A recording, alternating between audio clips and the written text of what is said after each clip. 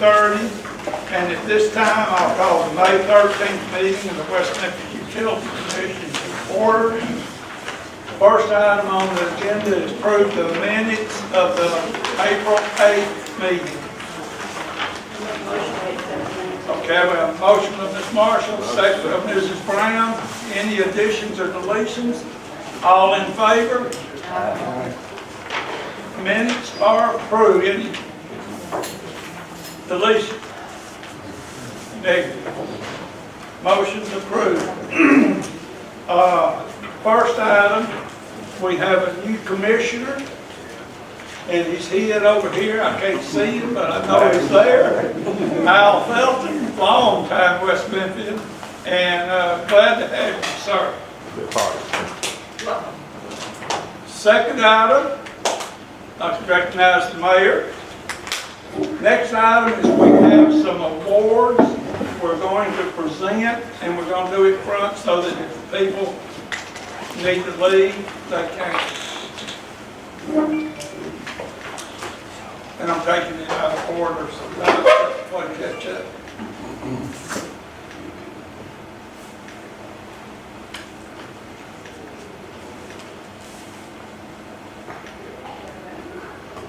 We're all adjourned, Tom. I hit that button too many times. First award I want to give is if I can get Mike Downing and the foreman to come in.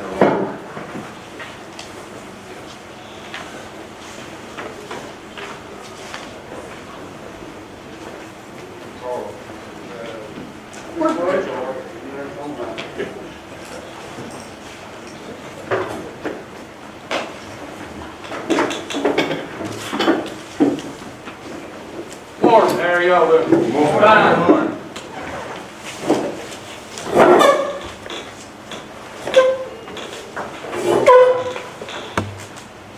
One puppy always has to drag my eye. There you go. There you go. All right. And I don't know if they're not aware of this yet, but what I'm recognizing is I want to recognize the electric department as a whole, not only the electric workers, but also the tree trimmers and also the managers that also manages all the other things. 4 years ago, we started submitting our outage data to an online system through American Public Power. For one thing, we started doing it to see how our reliability compares so where we can use it to improve our system. Well, I didn't realize this, but Public Power submits that data to EAI, which is it's Energy Informational Agency for the federal government, okay? And they compare our reliability to everybody in the whole country. Well, after 4 years of data, okay, being submitted, our electric department is in the top 25% of the country for reliability. And I think that goes directly to this group right here and the group, I wish I could bring all of them in here, but with the conditions. And I want to recognize them publicly because, again, it's based on when they have an outage, how quickly they get out to on the site and get the power restored, because minutes mean everything. The quicker they're able to get out there and get the stuff back online helps them. Plus, the tree trimming. I know the lineman can attest to when we have a good tree trimming process and a group like that keeping the lines clear, we have less outages. So this is actually a certificate from American Public Power Association recognizing West Memphis Utilities for its reliability. And again, it's based on the data that was submitted to EAI, which is a national firm. So again, I want to thank y'all for what y'all do and keep up the good work. Thank you. Okay.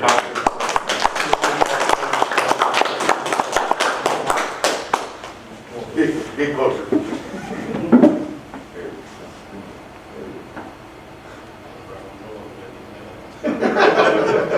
That might be a good thing. All right, yeah. Y'all take that to show the guys, tell the guys thank you and appreciate what they do. Yes. Thank you, guys.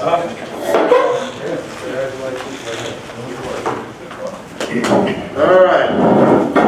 Now, this one, that one's happened when this one, do with great joy, but also with sadness because of the two people that we're losing off of this commission. Can I get Mr. Dr. Bruce and Miss Vivian Ross to come up?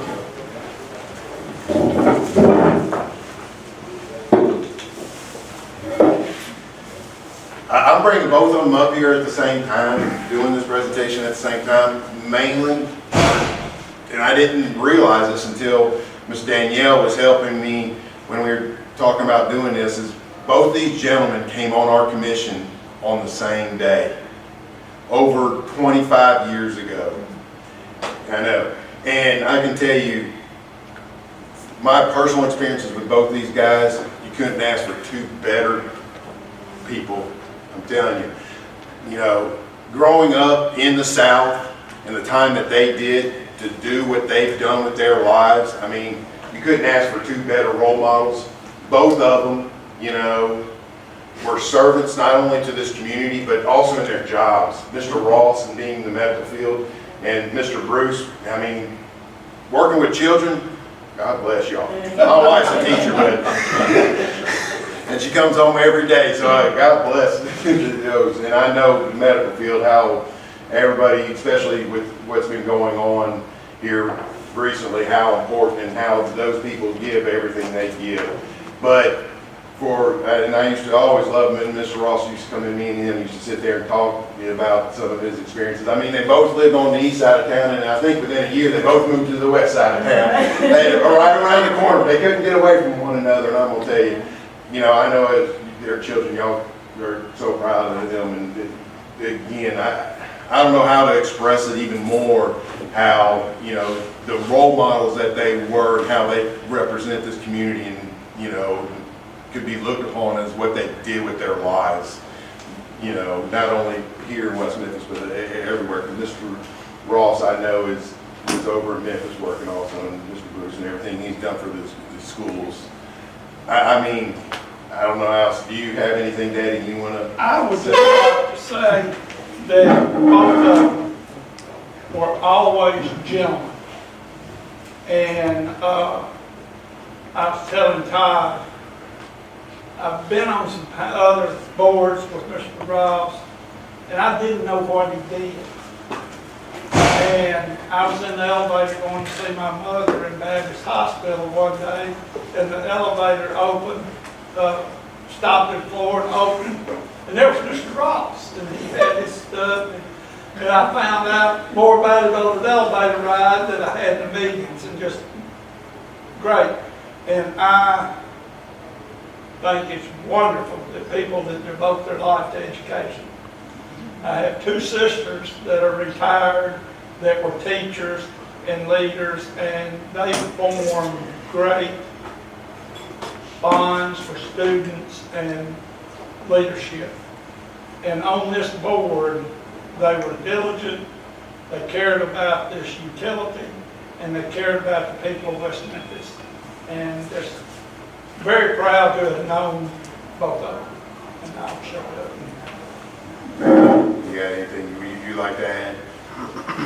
Sure. I just want to thank you all, thank them for their service to our utility department. They meant so much serving within this community and the things that they have done for us here. So I just want to say on behalf of the city of West Memphis, Mr. Ross and Mr. Bruce, to the siblings, children. Just thank you, and I know that Mr. Bruce know that we really appreciate his service, and Mr. Ross, we definitely will keep your family in our prayers during these times. Thank you. All right. So again, just a little something, you know, just saying thank you for everything he did, and this is just a service for Mr. Ross. His 24 years of service to West Memphis Utility. And this one is to Mr. Bruce. You can take this to him and we can tell him how much we thank him for all his years of service and everything he's done for us. Thank you, sir. Thank you.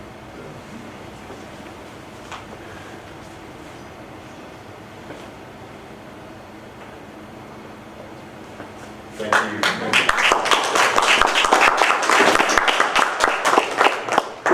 Y'all are welcome to stay.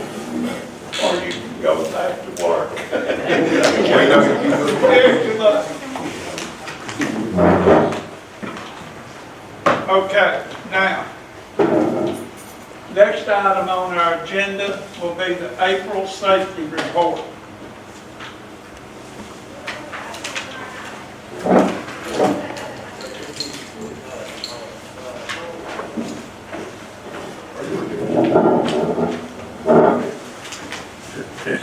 All right, good morning all. Okay, the numbers. We're 184 days since last recordable and 568 since our last lost time measure. And we've not had any injuries today this year. Doing well on that front. April training. Public safety meeting was on distracted driving. And there are three main types of distractions: the visual, that's taking your eyes off the road; manual, taking your hands off the wheel; and cognitive, taking your mind off what you're doing. Some of the statistics, 80% of all crashes and 65% of near crashes involve some type of distraction. And the most alarming one being the texting. Involves all three of those distractions. Just a couple other ones that are on there that a lot of us don't think about when we're driving is eating and drinking, grooming, working with a navigation system. You know, anything that takes you, the primary task of driving, that takes your focus off of that is considered distracting. And then April is also one of our months that we do glove and sleeve change outs with electric employees that have an issue. They have to be changed out every 6 months and within a year's test date. So we just got that done with everybody at the end of the month. We also had bucket trucks and digger derrick dialect testing scheduled at the end of the month. And they asked to push it a couple of weeks to try to allow for some better weather because they have to test out in the open. And they actually showed up Monday, and they were still supposed to be here today, but they got done late yesterday afternoon. So we've already got our trucks all testing everything for the following year. And with that, I think that's all I've got. Anybody's got any questions?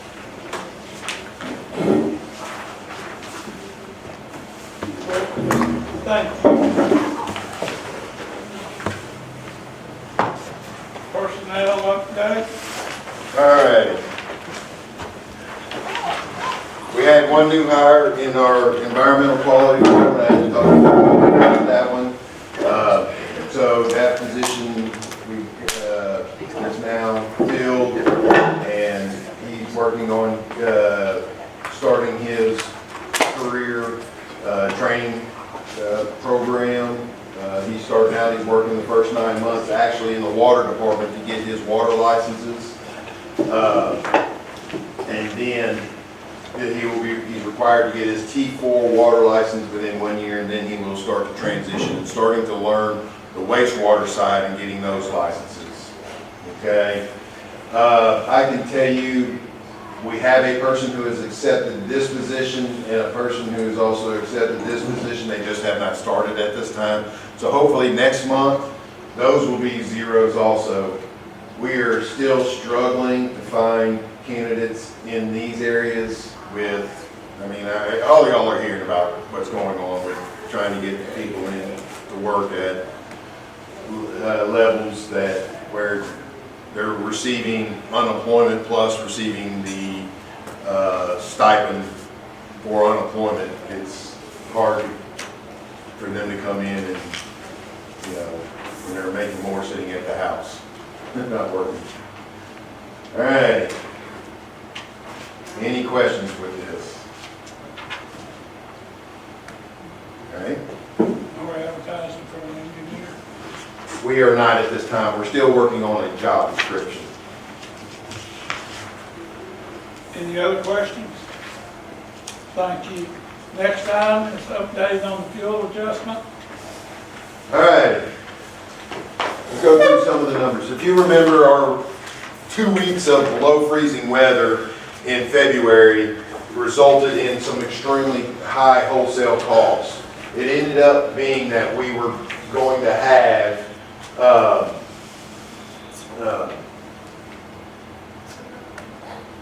to collect $758,584 worth of monies above what our rates allow or address, okay? Y'all voted and allowed me to spread this out over 3 months. In the month of March, we only collected $60,000 worth, okay, of the $758,000. That meant the fuel adjustment on their bill, if you can see, was 0.2 of a penny, okay? Even with that low of a fuel adjustment, because the high usage in the month of February, residential sales were still $960,499.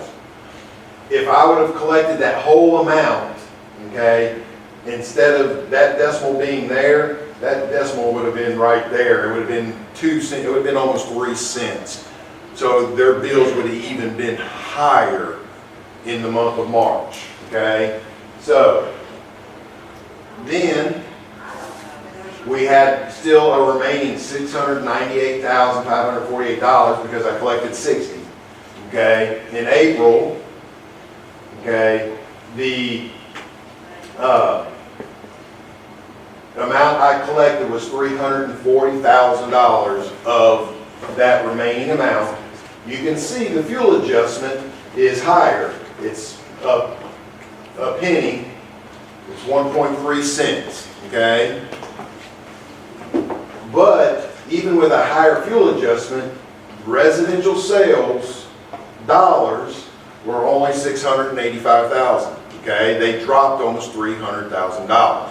That means the residential customers, their bills were lower. Why? Yes, their cost per kWh was higher, but because they had less usage, it allowed the customers to have a just dollar-wise a flatter bill, okay? All right, so here's the amount left that needs to be collected. I'm going to collect 100% of that, okay?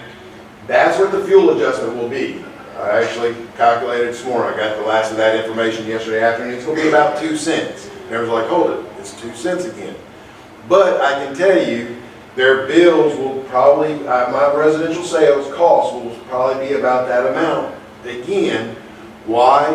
Because I bought less electricity in April, or what's going to be billed in May, than I did the previous month. So that means their usage is even down more, okay? So their cost per kWh is up, but their bill, their total bill will be about the same. The dollars of the bills will be about the same. And then we'll be done with collecting that overage that we had in February.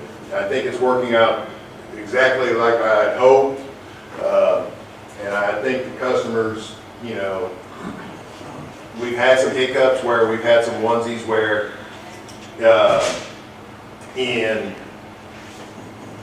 they had got estimated in the month of March. In other words, we weren't able to get in there to read their bill. And then we went in there in the month of April and read their meter, and they had a very high usage with that fuel adjustment. We went back and we've worked with those customers to adjust that and say, okay, a lot of this usage probably was in February, and we prorated. Okay, we actually are adjusting their bill so that they're not seeing the total cost of that fuel adjustment. And I don't know what my May sales are because we start billing here in the next couple of days. I will not know that number actually compared to here until next month or the end of May. Any questions?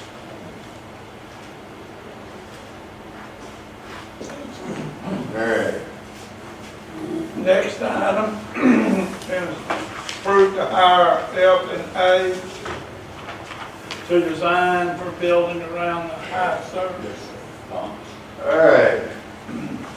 Go over a couple things. the winter,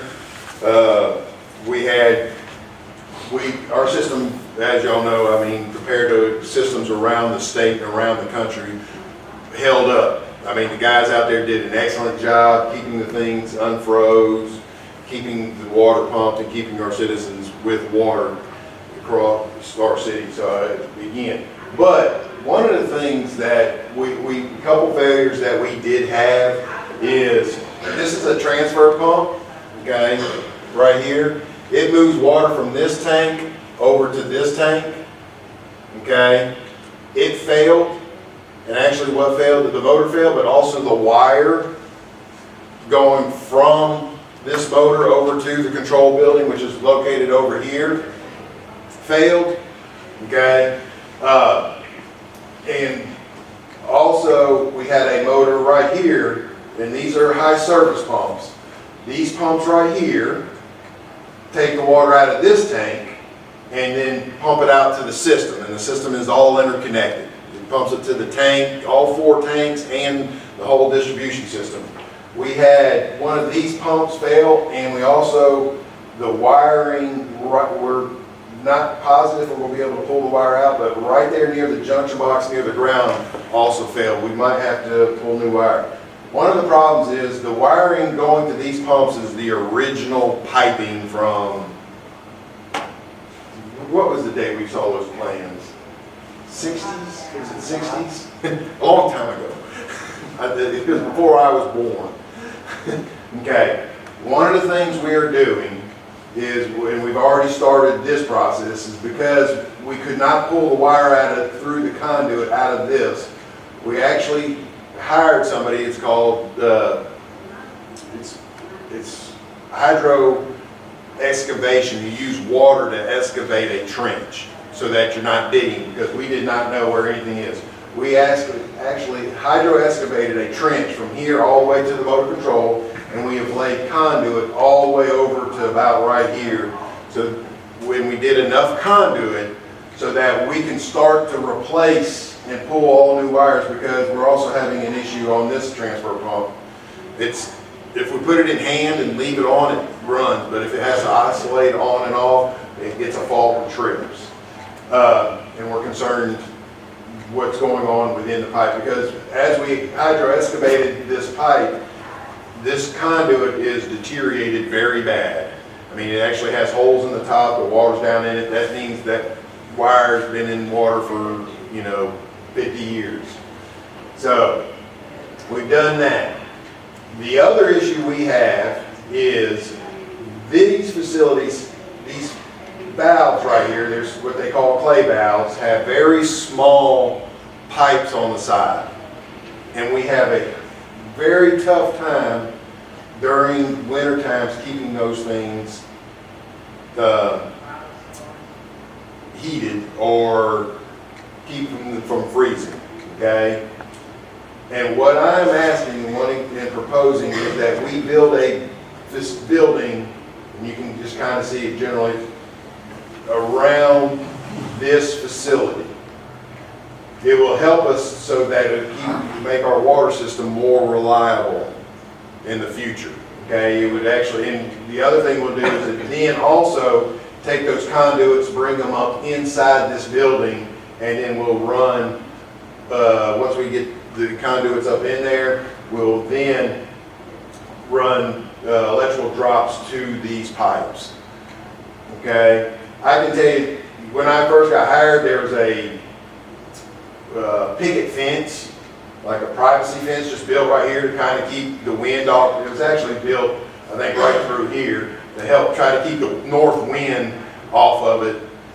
Okay, but every year we have to insulate these things and cover them. And you can see actually this picture, because most aerials are done in the winter, you can see what we kind of do is we wrap them and then they throw tarps over them, and then sometimes we throw heaters up under the tarps to kind of create a heating area. So what I'm wanting to do is hire Fisher & Arnold, who has the experience and knows our system, to do a design on a building for this facility, and then have it in the budget for next year. But I need to do a design so I can get a cost estimate, and what it'll be to build that. And so then after, we can then go and get that done in the first of next year's budget. Won't we be able to build another transfer pumps at the same time? That is on top of that tank, and believe it or not, these do not have the same issues as this because the water escapes the piping. Literally, the reason that it's this way is these little clay valves, what they do is when the pump's cut on, the clay valve has a baffle in it, and it escapes the water from the top of the baffle, and it slowly opens and it lets water go out, okay? Well, on the side is where this control valve is that lets the water escape out, so that then it slowly opens, and then when it turns off, it does the exact opposite. So it allows for, to keep from having water hammer on the system, potentially blowing off this pipe.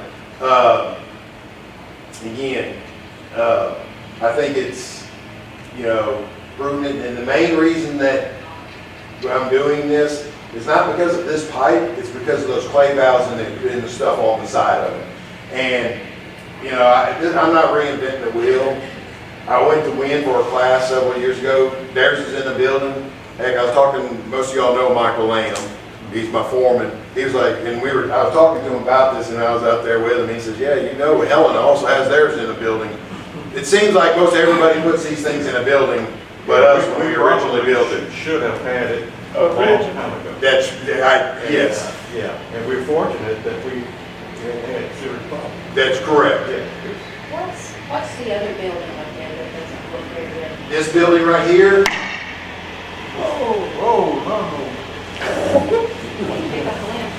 Behind the curtain. this building is an old pump house, okay?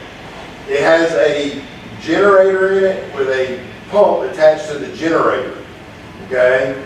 It was designed for if we lost electricity and these pumps right here were not available to run, I could open a valve right there and a valve right there, crank my generator, and it would start spinning that pump and send water to the system. Okay? That has not run in, I've been here 20 years, and it hasn't run in 20 years. Okay? And it's kind of became, it's an eyesore. We'll probably look at tearing that down and getting rid of it. And it's not necessary, I understand, for the protection, but I got a generator back there that runs this whole campus now. That's how if we ever lose power, that's got us back up, okay? But yeah, there's actually one of these here, and it's designed to pull directly out of this tank, if you have to. You open a couple valves right there, and then it comes out, and you crank that and send it. We have one well that's located right over here in a building that's also got the same type of configuration, where it's got a diesel generator, comes over and then turns and will pump water out of the ground for us. But again, this whole complex, that well, there's another well back over here, and then all three of those wells will continue to run off of the big generator because they're all on this campus. So that's kind of what and the main reason we want to do a design is because this building and all this piping in here, we brought the gentleman out here and he's like, okay, we're literally have to put a footing here, a footing here, a footing here, and a footing here, and everything will be supported over the top of it. So the walls will just be there. It'll be the top structure that is supporting, and you'll have to have an I-beam from this corner to this corner, and that will be your support of this building. So it'll be a conditioned area that will allow us to, I think, have much more reliable service in the future, especially in the winter. And as we're doing it, we're going to be replacing piping, or electrical piping, so we'll have the conduit for that in the future. Because again, all this stuff was built, I think, in the mid-60s. Any other questions? Do you need a motion? Yeah, I need a motion to hire Fisher and Arnold. Make a motion. Have a motion by Mr. Marshall, have a second by Mr. Holmes. Any further discussion? All in favor? All opposed? Motion passes. Do you have anything else to come before us today? Don't think so. That's the only thing I have. I make a motion. Marshall makes a motion to adjourn. Do I have a second? Somebody second. Second. All in favor? Aye. Aye. Thank you.